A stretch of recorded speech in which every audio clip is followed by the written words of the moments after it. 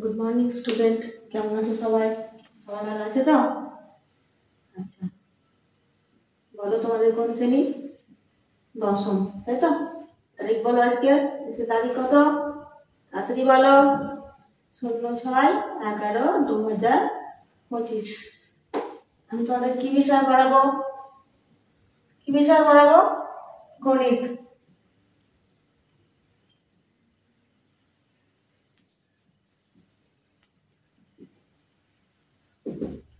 তার আগে আমি একটা একটা জিনিস নিয়ে এসেছি, দেখো তোমাদের জন্য। দেখো, এটা দেখতে পাচ্ছ তো? এটা একটা জাস্ট ছোট একটা বক্স। এই বক্সটা তোমাদের এনেছি এই কারণে দেখাবো বলে। এখানে দেখো তোমরা আয়তক্ষেত্র, বর্গক্ষেত্র সব পড়েছো। দেখো এইটা দেখো হচ্ছে একটা আয়তক্ষেত্র, তাই তো? এটা আমরা জানি। আর যদি আয়তক্ষেত্রের দৈর্ঘ্য এবং প্রস্থ সমান হয় তখন তাকে বলা হয় বর্গক্ষেত্র। এবার আমি এটা তো বলছি একটা বক্স, এটাকে গণিতের ভাষায় একটা নামে ডাকা হয়। এটাকে বলা হয় আয়তঘন বা সমকোণী চৌকোণ। আয়তঘন বা সমকোণী চৌকোণ। আমি তোমাদের তার জন্য আজকে পড়াবো আয়তঘন। দেখো, এবার এটা দেখো, এটা একটা আয়তঘন বলছি। দেখো, এটা হচ্ছে দৈর্ঘ্য, এটা হচ্ছে প্রস্থ, তাই তো? এবং এটা হচ্ছে কি উচ্চতা। তাহলে কোনো আয়তঘনকে তিনখানা মাত্রা থাকে। একটা হচ্ছে দৈর্ঘ্য, একটা হচ্ছে প্রস্থ এবং একটা হচ্ছে উচ্চতা। তিনটে মাত্রা কি বললাম? দৈর্ঘ্য,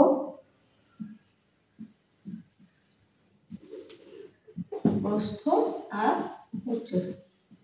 এই তিনটে জিনিস মাথায় রাখতে হবে যে সমকোণী চৌকোণ বা আয়তঘনের তিনটে মাত্রা থাকে, দৈর্ঘ্য, প্রস্থ এবং উচ্চতা।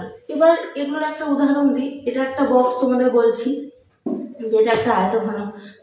তোমরা যে বইটা নিয়ে পড়ছো, দেখো গণিত বইটা, ওই বইটা দেখো একটা আয়তঘন, তার মানে ওর দৈর্ঘ্য, প্রস্থ, উচ্চতা তিনটেই আছে, তাই তো? আবার দেখো, তুমি যে ক্লাসরুমটায় আছো, এই রুমটা দেখো একটা দৈর্ঘ্য, প্রস্থ, উচ্চতা দেখো তিনটেই আছে। তার জন্য এই রুমটাও, ক্লাসরুমটা মানে এই ঘরটাও একটা আয়তঘন। বুঝতে পেরেছো? আমি কি আরেকবার বলবো? দেখো, দেখো এটা হচ্ছে দৈর্ঘ্য, দেখো এটা প্রস্থ এবং এটা হচ্ছে কি উচ্চতা। তাহলে দেখো তিনটে মাত্রা আছে, তার জন্য এটা একটা আয়তঘন বা সমকোণী চৌকোণ। ওকে, তাহলে আমি কি বললাম? একটা আয়তঘনের তিনখানা মাত্রা থাকবে, দৈর্ঘ্য, প্রস্থ এবং উচ্চতা। এবার আমরা যেরকম আগে বর্গক্ষেত্র বা আয়তক্ষেত্রের ক্ষেত্রফল, পরিসীমা, কর্ণ ইত্যাদি সমস্ত পড়েছি, ঠিক সেরকমই এখানে এগুলো আমাকে পড়তে হবে। কি কি জিনিস পড়তে হবে? প্রথমত বলি। এবার সমকোণী চৌকোণটা আমি একবার আঁকি বোর্ডে। দেখো,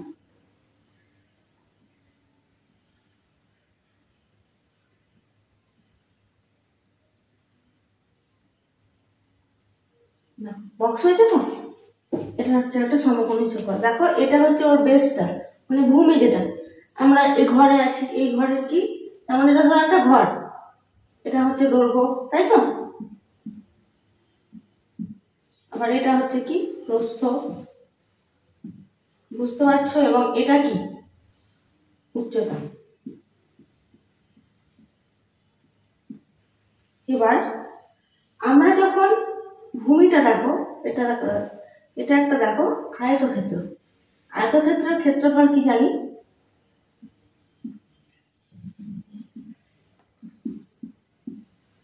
দৈর্ঘ্য ইন্টু প্রস্থ, তাই না? বলো, আমরা পড়েছি তো আগে ক্লাস 8-এ।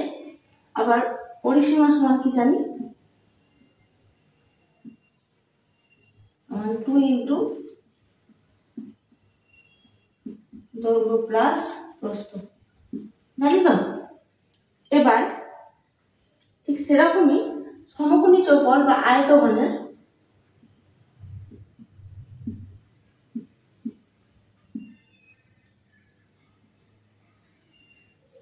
প্রথমে কি বের করছি? সমতলের ক্ষেত্রফল।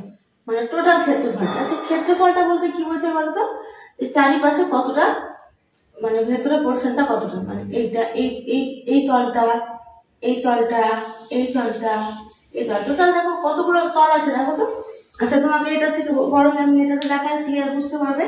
দেখো কতগুলো তল আছে, দেখো এটা একটা তল, তাই না, এটা একটা তল দুখানা, এ দেখো এটা একটা তল তিনখানা, এ দেখো এটা একটা তল চারখানা, এটা একটা তল, এটা একটা তল, টোটাল কতগুলো হলো, ছখানা তল আছে।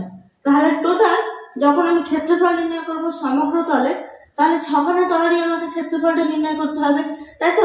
আর একটা জিনিস লক্ষ্য করো, দেখো এই তলের ক্ষেত্রফল যা হবে এই তলের ক্ষেত্রফল কিন্তু ঠিক সেম একই হবে, আবার এই তলের ক্ষেত্রফল যা হবে এই তলের ক্ষেত্রফল সেম একই হবে, এই তল যা হবে এই তল হবে। তার মানে কি, আমি যদি একখানা দুখানা তিনখানা তলের ক্ষেত্রফলটা নির্ণয় করতে পারি, তাহলে টোটাল ছখানার ক্ষেত্রফলটা আমি নির্ণয় করতে পারবো। এবার দেখি আমি কিভাবে করি। আমি প্রথমে এই তলটা বলছি, এই তলটার ক্ষেত্রে কি, এটা দৈর্ঘ্য, এটা হচ্ছে প্রস্থ, তাই তো।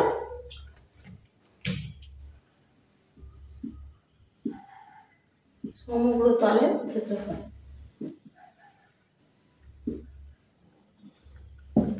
দেখো এটা হচ্ছে দৈর্ঘ্য, এটা হচ্ছে প্রস্থ, তার মানে কি দৈর্ঘ্য ইন্টু প্রস্থ প্লাস, দেখো এবার এই তলটা নিব, তাহলে এটা কি, এটা হচ্ছে দৈর্ঘ্য, এটা কি বলেছি উচ্চতা, তাহলে দৈর্ঘ্য ইন্টু উচ্চতা, তবে আমি এই তলটার ক্ষেত্রফলটা পাবো দৈর্ঘ্য ইন্টু উচ্চতা প্লাস, তাহলে এবার এই তলটা করছি, এই তলটা কি, এটা হচ্ছে প্রস্থ আর এটা হচ্ছে উচ্চতা, তাই তো। তাহলে প্রস্থ ইন্টু, এখানে আমি কখানা তল পেলাম, তিনখানা, আমি বলেছি কখানা তল আছে এখানে, ছখানা, তাহলে ছখানার জন্য ইন্টু 2 করলে আমি ছখানা পেয়ে যাবো, তাহলে ইন্টু 2, এটা এটা হচ্ছে সমগ্র তলের ক্ষেত্রফল, বোঝা গেল। এবার চার দেওয়ালের ক্ষেত্রফল বলতে বোঝায় এই চারটে দেওয়াল, এইটা এইটা এটা এবং এটা, মানে উপর নিচ বাদে চার দেওয়ালের ক্ষেত্রফল। বা কোনো একটা ঘরে তোমাকে বলছে যে চার দেওয়ালের ক্ষেত্রফল, আমরা আগে একটা সূত্র পড়েছি মনে আছে কি, চার দেওয়ালের ক্ষেত্রফল সমান ভূমির পরিসীমা ইন্টু উচ্চতা, পড়েছি তো, ঠিক সেরকমই চার দেওয়ালের ক্ষেত্রফল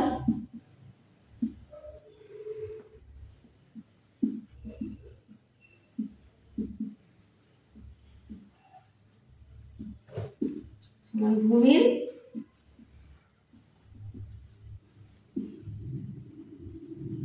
পরিসীমা ইন্টু উচ্চতা। আর ভূমির পরিসীমা সমান কত জানি, 2 ইন্টু দৈর্ঘ্য প্লাস প্রস্থ, তাই তো, ইন্টু উচ্চতা হলো।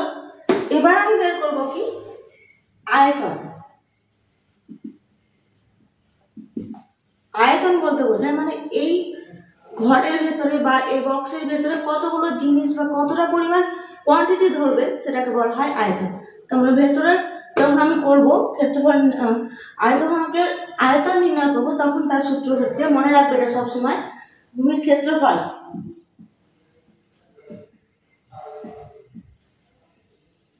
ইন্টু উচ্চতা। ভূমির ক্ষেত্রফল কত, দৈর্ঘ্য ইন্টু প্রস্থ, তাই তো,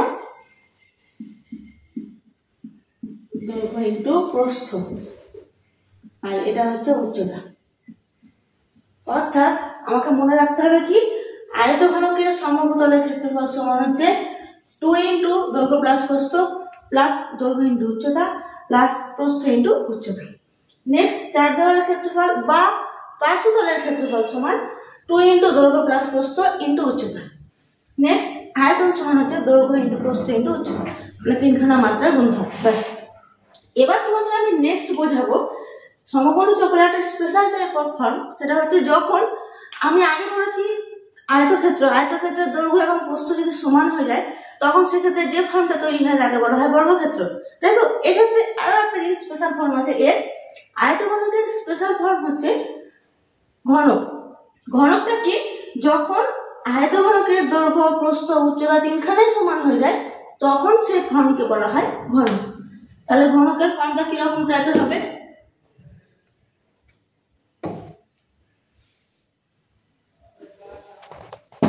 স্টার্ট।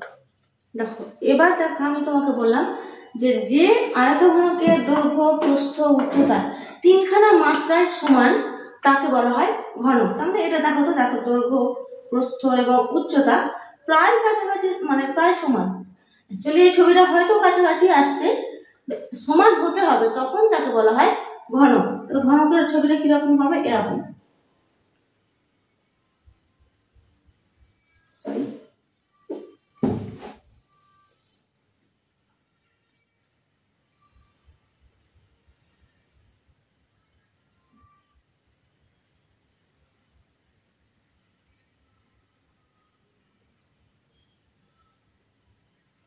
দেখো এখন এটা দৈর্ঘ্য প্রস্থ এবং উচ্চতা সমান, তখন তাকে একে বলা হয়, এই চিত্রকে বলা হয় ঘনক। সেম একই রকম ভাবে আমরা ঘনকেরও সমগ্র তলের ক্ষেত্রফল, চার দেওয়ালের ক্ষেত্রফল এবং আয়তনটা নির্ণয় করব। তাহলে সমগ্র তল দেখি।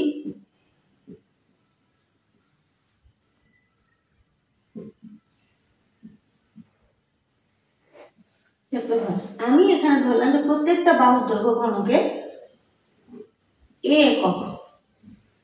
তাহলে দেখো এই সূত্র যদি বসাই, তাহলে আমি বলেছি ঘনকের ক্ষেত্রে দৈর্ঘ্য প্রস্থ এবং উচ্চতা সবাই সমান।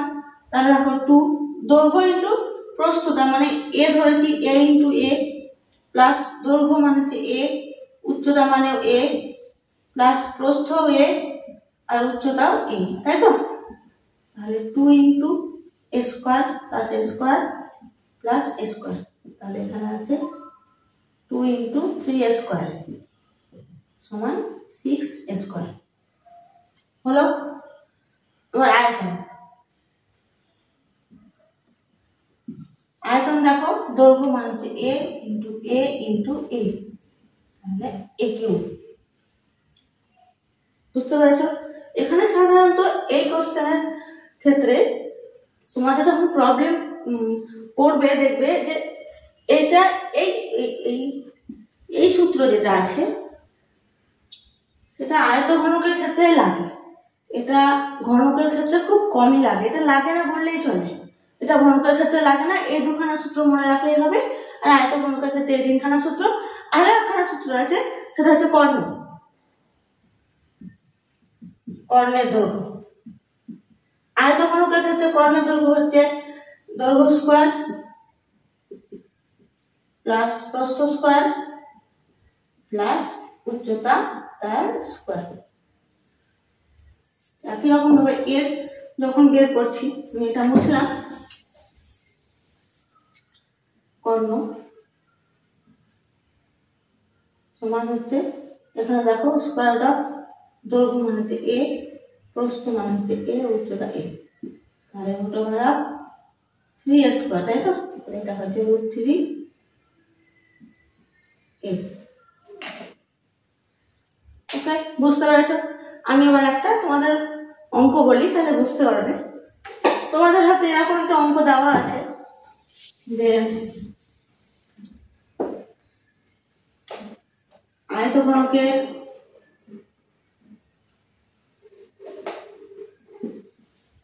দৈর্ঘ্য 5 মিটার, প্রস্থ 4 মিটার এবং উচ্চতা 3 মিটার। তাহলে এর সমগ্র তলের ক্ষেত্রফল,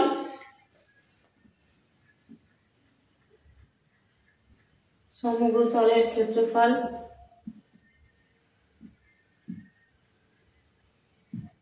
এবং আয়তন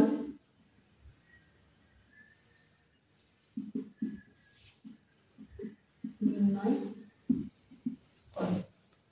তাহলে এই ক্ষেত্রে কি হবে, সমগ্র তল দেখি, সমগ্র তলের ক্ষেত্রফল সমান কত হবে, দেখো সূত্র কি বলেছে, এটা 2 ইন্টু দৈর্ঘ্য ইন্টু প্রস্থ, দৈর্ঘ্য কত 5, প্রস্থ কত 4 প্লাস দৈর্ঘ্য ইন্টু উচ্চতা, দৈর্ঘ্য কত 5, উচ্চতা কত 3 প্লাস প্রস্থ ইন্টু উচ্চতা, প্রস্থ কত 4, উচ্চতা কত 3, তাই তো? এটা সবসময় কি ক্ষেত্রফল আমরা কি জানি, এককটা হয় বর্গ একক, তাই না? আমরা জানি তো এটা। 2 ইন্টু 4 5 20, 15 প্লাস 12, 2 ইন্টু 20 15 35 47, তাহলে 94 বর্গ একক। বোঝা গেল? এবার নেক্সট কি আমাকে কি নির্ণয় করতে বলেছে? আয়তন। হয়েছে তো এটা? এবার আয়তন।